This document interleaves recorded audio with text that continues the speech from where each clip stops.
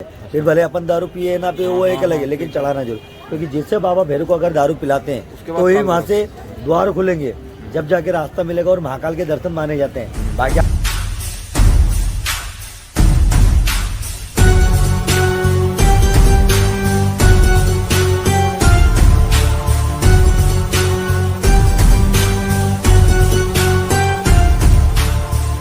दोस्तों, क्या मूर्ति मदिरापान कर सकती है? आप कहेंगे नहीं, कतई नहीं।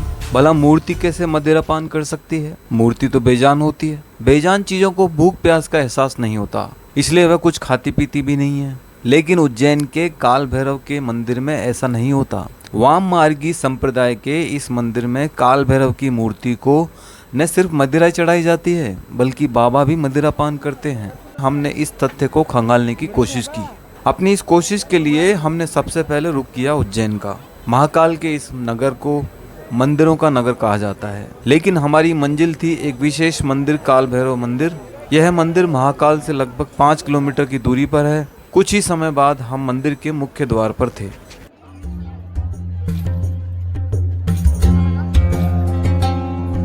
दोस्तों, उज्जैन के भैरवगढ़ क्षेत्र में स्थापित इस मंदिर में शिव अपने भैरव स्वरूप में विराजते हैं। वैसे तो भगवान शिव का भैरव स्वरूप रौद्र और तमोगुण प्रधान रूप है, लेकिन काल भैरव अपने भक्त की करुण पुकार सुनकर उनकी सहायता के लिए दौड़े चले आते हैं। काल भैरव के इस मंदिर में मुख्य रूप से मदिरा का ही प्रसाद चढ़ता है। मंदिर के पुजारी भक्तों के द्वारा चढ़ाए गए प्रसाद को एक प्लेट में उड़ेल कर भगवान के मुख से लगा देते हैं और देखते ही देखते भक्तों की आंखों के सामने से प्रसाद भगवान भैरवनाथ पी जाते हैं। यह ऐसा चमत्कार है जिसे देखने के बाद भी विश्वास करना एक बार तो कठिन हो जाता है, क्योंकि मदिरा से भरी हुई प्लेट पल भर में खाली हो जाती है। इसके अतिरिक्त जब भी किसी भक्त को मुकदमे में विजय हासिल होती है तो बाबा के दरबार में आकर मावे के लड्डू का प्रसाद चढ़ाते हैं, तो वहीं किसी भक्त की सूनी गोद भर जाती है तो यहाँ बाबा को बेसन के लड्डू और चूरमे का भोग लगाते हैं। प्रसाद चाहे कोई भी क्यों ना हो, बाबा के दरबार में आने वाला हर भक्त कोई ना कोई समस्या लेकर आता है और बाबा काल भैरव अपने आशीर्वाद से उसके कष्टों को हर लेते हैं।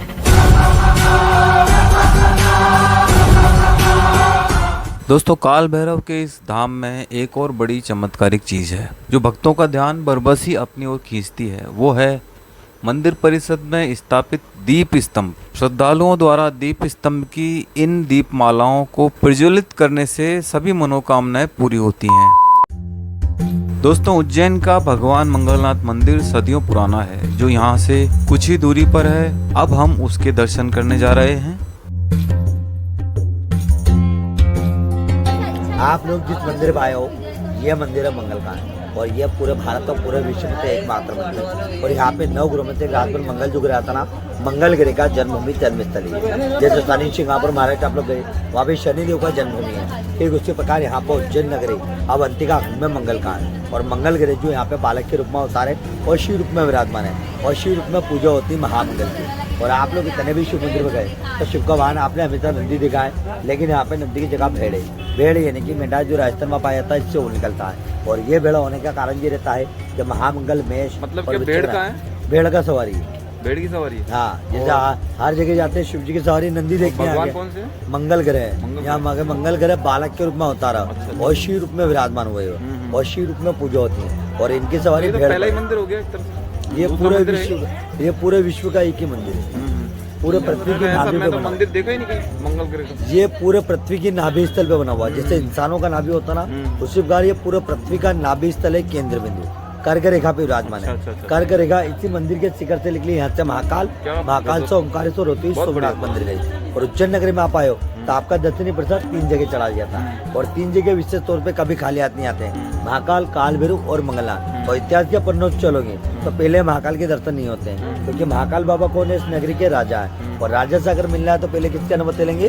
द्वारपाल शहरमंद। तो पहला द्वार अपना मंगल माना गया। पहले यहाँ दर्शन करो, पहले यहाँ दर्शन करो, दान, एक अनाज का दान चढ़ाओ। फिर दूसरा दान होता है काल भैरव, जो उनके द्वारपाल माने गए। फिर भले अपन दारू पिए ना पिए वो एक अलग है, लेकिन चढ़ाना जरूर। क्योंकि जिससे बाबा भैरव को अगर दारू पिलाते हैं तो ही वहाँ से द्वार खुलेंगे, जब जाके रास्ता मिलेगा और महाकाल के दर्शन माने जाते हैं। बाकी आप आएंगे महाकाल दर्शन करने कोई मतलब है, फिर महाकाल के दर्शन करते हैं, जब जाके अपने उज्जैन की यात्रा सफल हो पूरी मानी जाती है। इसलिए यहाँ पे आप एक बार आओ या 1000 बार आओ, यहाँ 3 मंदिरों पे दान लोगों को बहुत फायदा मिलेगा इस चीज़ से। बहुत बढ़िया। आपका शुभ नाम क्या है? मेरा नाम गौरी शंकर बाबा। धन्यवाद आपका जानकारी देने के लिए। तो देखो ये मंगल मंदिर है, उसके जस्ट पीछे शिप्रा नदी बह रही है। क्या प्राकृतिक दृश्य है देखिए नदी का, और इस तरफ हो रही पूजा। दोस्तों उज्जैन को कालों के काल महाकाल की नगरी कहा जाता है, और महाकाल की इस नगरी में बहती शिप्रा नदी को मोक्षदायिनी शिप्रा कहा जाता है। शिप्रा के पवित्र तटों पर जन्मी आध्यात्मिक संस्कृति की बदौलत ही शास्त्रों में ये नगर उज्जैनी के नाम से विख्यात हुआ, और ये ही उज्जैनी पुराणों में मंगल की जननी कहलाई। यहाँ अमंगल को मंगल में बदलने वाले भगवान मंगलनाथ भी हैं।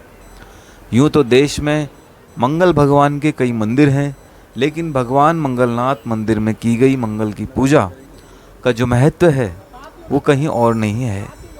मान्यता है कि यहाँ पूजा अर्चना करने वाले हर जातक की कुंडली के दोषों का नाश हो जाता है। ऐसे व्यक्ति जिनकी कुंडली में मंगल भारी रहता है और अपने अनिष्ट ग्रहों की शांति के लिए मंगलनाथ मंदिर में पूजा पाठ करवाने आते हैं। मंगलनाथ मंदिर में पूजा अर्चना करने से कुंडली में उग्र रूप धारण किया हुआ मंगल शांत हो जाता है। इसी धारणा के चलते हर साल हजारों नवविवाहित जोड़े जिनकी कुंडली में मंगल दोष होता है यहाँ पूजा पाठ करवाने आते हैं।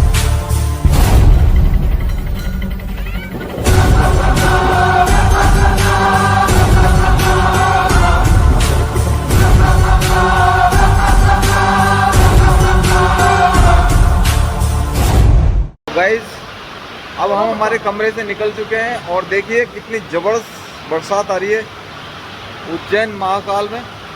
नज़ारा है रात का। मंदिर के दर्शन करने के बाद हम कमरे में आ गए थे, रूम से निकल कर और आपको नज़ारा दिखाते हैं शाम का। ये देखिए भयंकर बरसात आ रही है।